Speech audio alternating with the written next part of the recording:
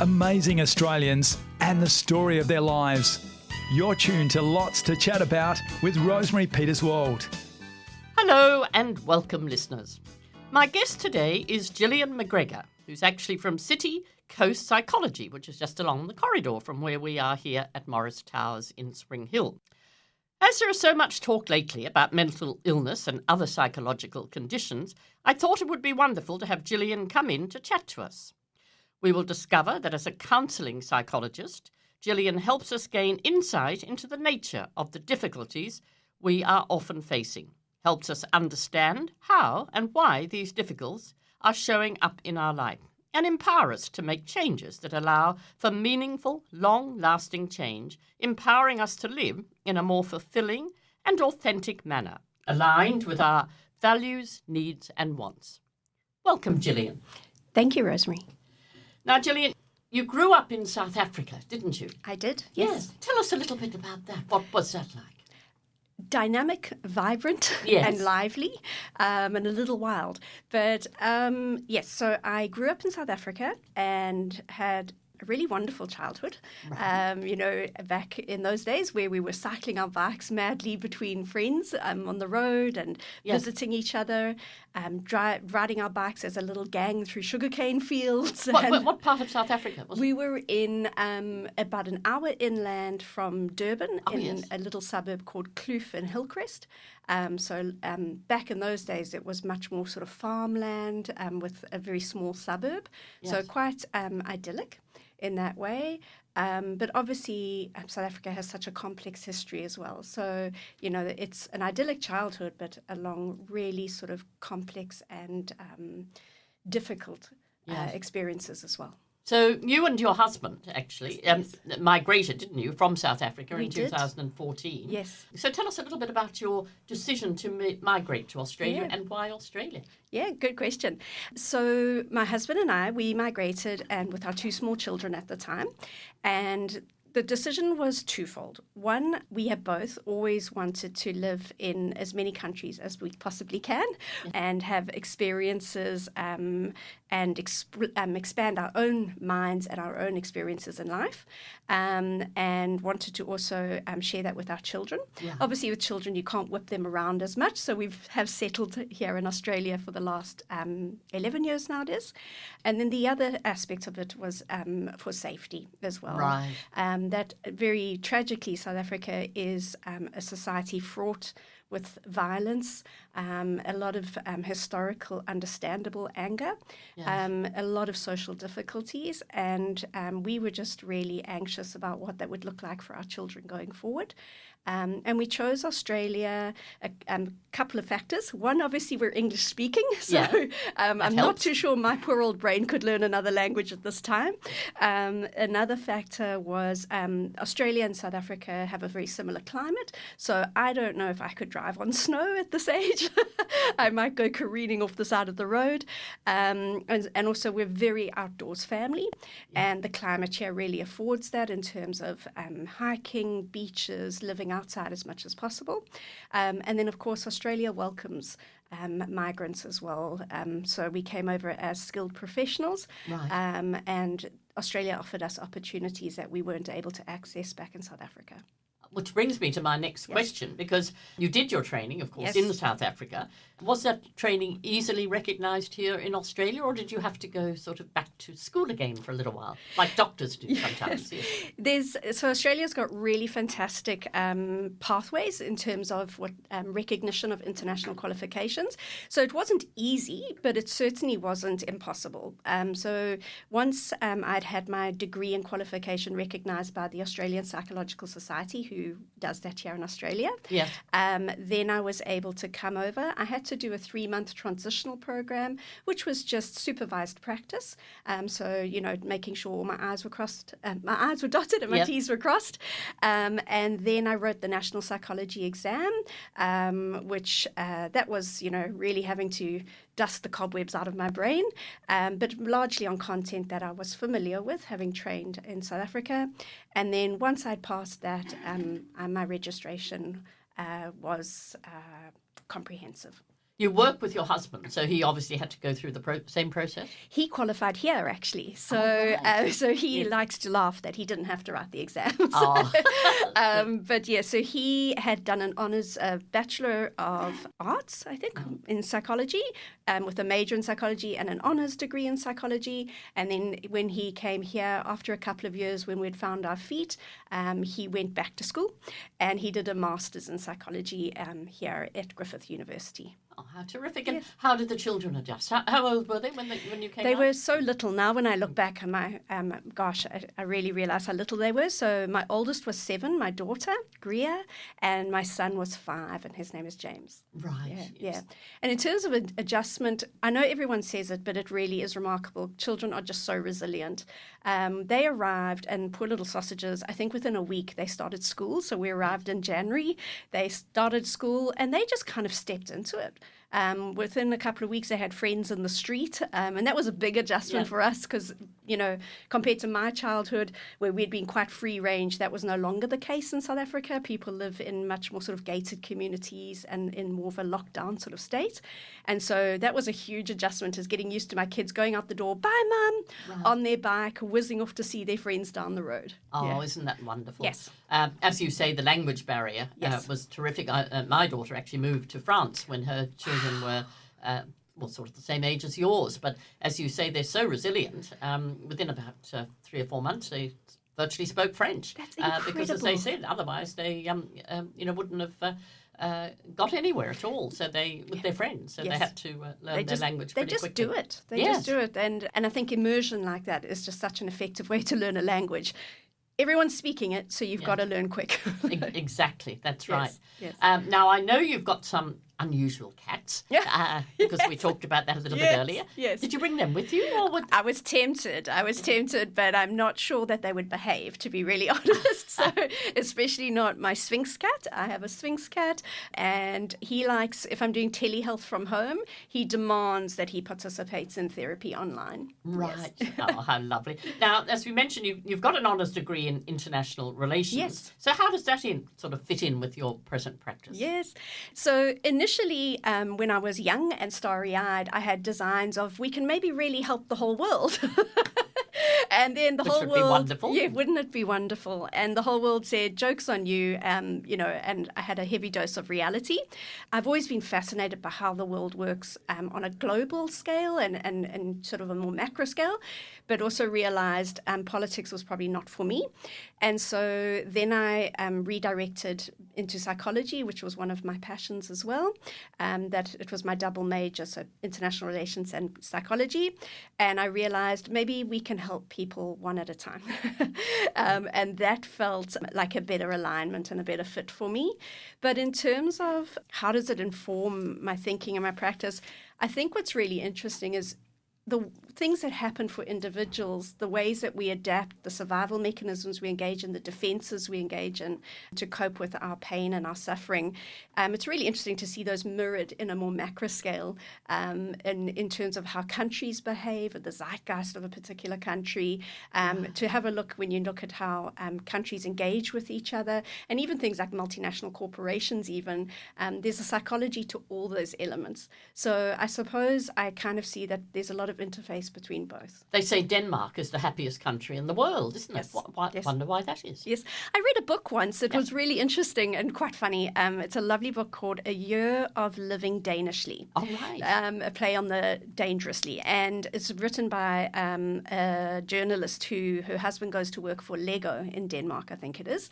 And she is living in Denmark. And she investigates that exact thing of why are the Danes so happy? Yes. And I'm going to spoiler alert in case anyone wants to read it. She concludes, I think it was many years ago I read it, but she concludes that the concept of what constitutes happiness is different perhaps for people living in Denmark. So we have to think about, well, how do we think of happiness as Australians? How do we think of happiness as South Africans? Yes. How do we think of happiness as a Dane? And I can't speak for the Danes because I'm not Danish, but her concept was it's much more a level of contentness There's not this enormous striving for sort of wealth and brilliance and excellence. There is this contentment with ordinariness. Right. And that's not a bad word. It's Yes. a beautiful word. And this idea that in this contentment, they've got lots of social activities, especially because their winters are so brutal. So lots of community sort of societies that they spend time with, that they engage with. They are very committed to the social contract, so things like recycling, environmentalism. And it's almost like just living as good citizens, content with what they have. There's a measure of fulfillment. And they've now got our Queen Mary. They do. Yes, adds to their happiness. I think so. I think it does. They're not always looking and hoping that the grass is greener on the other side, literally, are they? Potentially, that was the thesis of this book, right? Yes, I think it brings up an interesting concept around, because so much suffering comes from this idea that, we have to have extreme wealth or be brilliant or be the best Yes. or have purpose, or almost as though these things are something that already exist and we just have to attain them. Yes. But something that was very, very formative in my work as a psychologist is I worked with extremes in South Africa. I worked with communities that were poverty-stricken and people from those communities. And I worked with people who came from extreme wealth, and no one was happy. Right. And I sort of started to think about, wow, it's not wealth. No. It's not brilliance. It's not being the best at your field. It's not being recognized and being, your local famous person or whatever. Those people were suffering and miserable just in different ways. Money doesn't bring happiness. At all, but I did. I can't remember exactly who it was that I was talking to last year. I think it was on my show, and she came up with the saying, which I think is so true: comparisons are the greatest thief of joy. Yes, 100%. Yeah, Absolutely. if you're forever comparing yourself to somebody else and thinking, they've got more or they've got this, that, and I haven't got that, Yes. it makes you unhappy, doesn't it? It makes you miserable. And the other mistake we make is we're often comparing our 100%. So I know all the ugliness about me, right? Yeah. And I know all the bits and pieces, the good parts and the yuck parts. But when I look at someone else's life, I see their top 1% highlight reel. Right. And I'm comparing my 100% yuck with that 1%. And I'm going, oh, I'm awful. Yeah. What's wrong with me? Not realizing that person also has another 99% behind them that you're not aware of. And I think that's where social media can be really dangerous, because it is a highlights reel. It does. And, there was a program I watched not long ago about a young couple who took off on a camper van around America. I can't remember their name now. And showed a life of absolute happiness and whatever. Yes. Turned out it was totally the opposite, and I think he murdered her. I remember that case. I yes. think her name was Gabby. I Yes, think I you're remember quite that. right. Yes. Yeah, exactly. Yeah. But they showed a totally different facade on Instagram Yes. and all of that. Yes. Now, Gillian, you've said your fascination with Yes. psychology Yes. stems from a deep compassion for the Yes. human struggle and Yes. profound respect for the remarkable ways in which people adapt, both emotionally and psychologically, to survive. Mm. So that's right, isn't it? Yes, yeah. I am awed by people, and I think that's. I really love what I do, and because it's constantly evolving, constantly different. And every person that you meet is a little bit like unwrapping a gift. You don't know what you're going to receive inside. And looking at the incredible ways people adapt and survive their circumstances. I remember, I think it's Virginia Axline. She is a child psychotherapist. And I remember reading some of her stuff when I was training back in South Africa. And she said people or children are like a tree. The tree wants to grow up, right? And it wants to be perfectly rounded and all these things. But let's say something obstructs the tree's growth. So I don't know, a parking garage puts some concrete where it should have grown straight. Right. The tree doesn't stop growing. It begins to grow to the side and it finds a way. And she likens that people are like this. We'll find a way to keep moving forward, but we might end up a little bit lopsided or a little bit unsteady, metaphorically speaking. And then it's this that, it works for a time and it helps us survive the circumstances. Yes. But then what tends to happen is we become adults, our lives get a lot more complex as we partner up, we might have children, we progress in our career, all those things. And then it's then that those early survival mechanisms aren't quite fitting quite as well, aren't working out the best for us. And a lot of the time, that's when things like some anxiety, depression, adjustment disorders might be showing up, and people might come into therapy.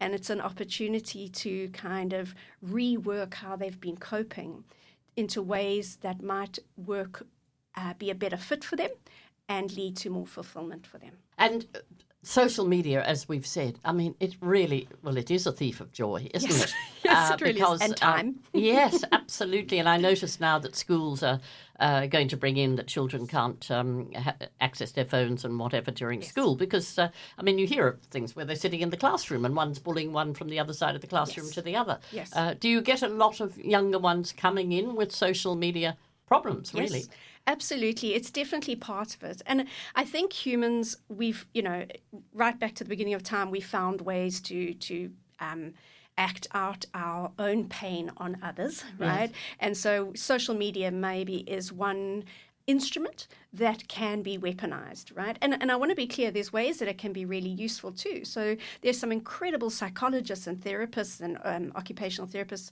around the world who are posting wonderful content on like how to manage anxiety or tips for brain hacks for ADHD. So they can be positive.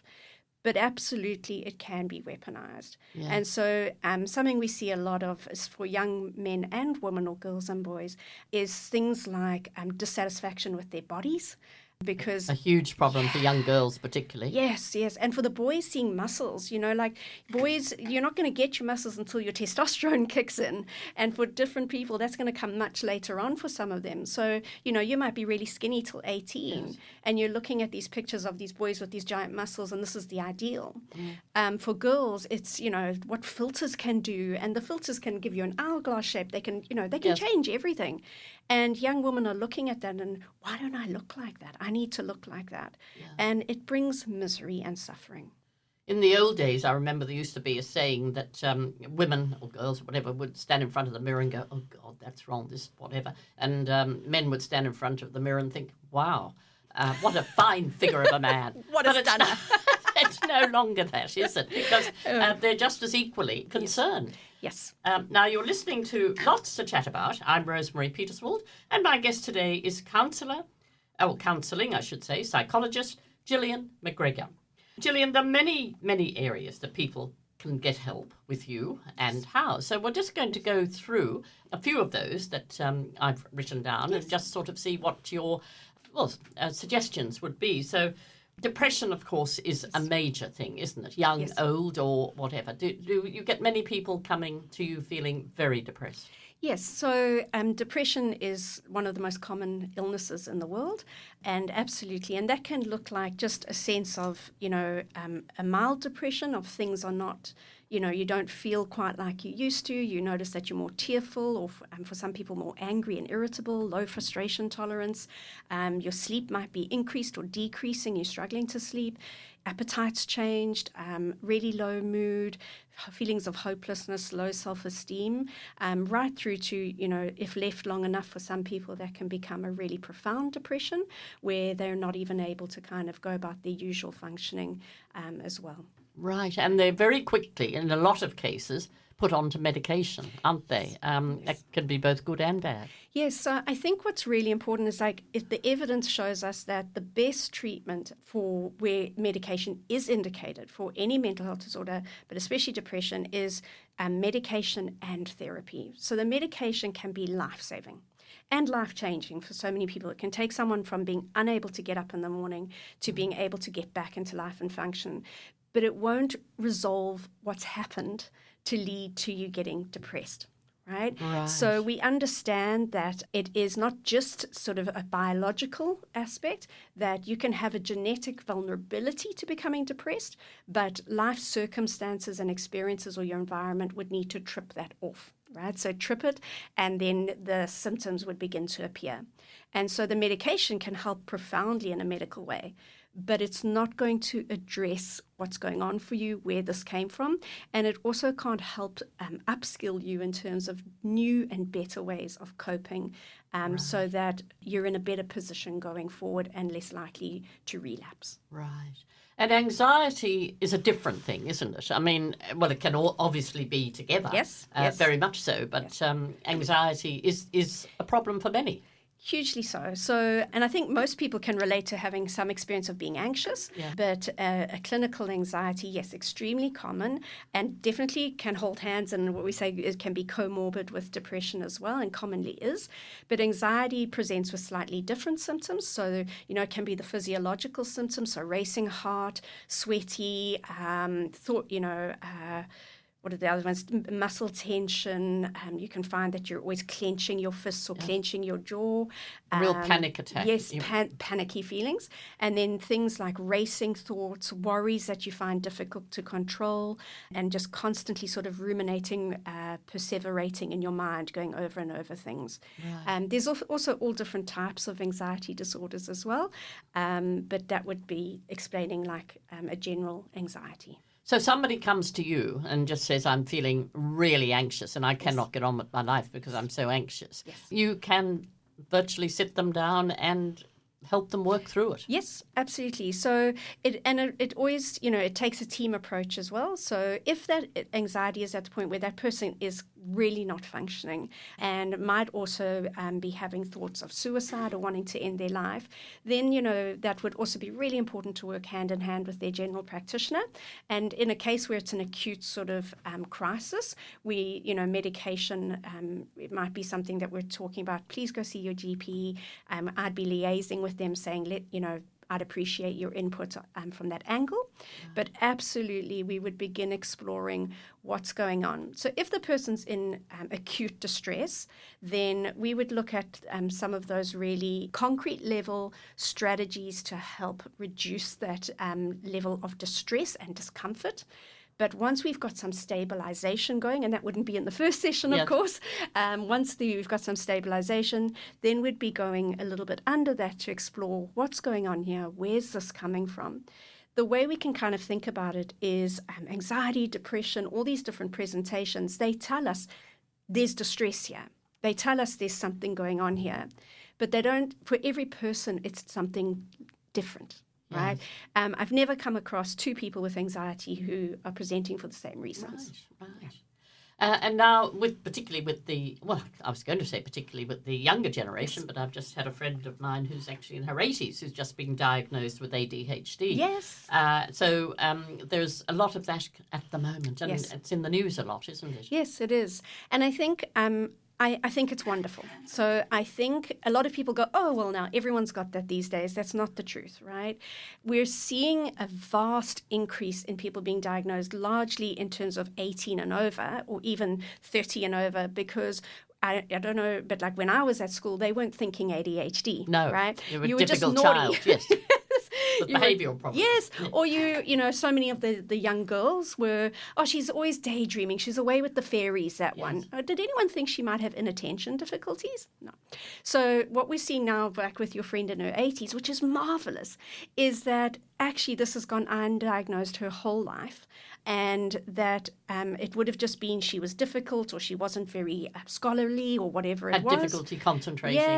Yeah. And now we're picking up that actually these were undiagnosed people.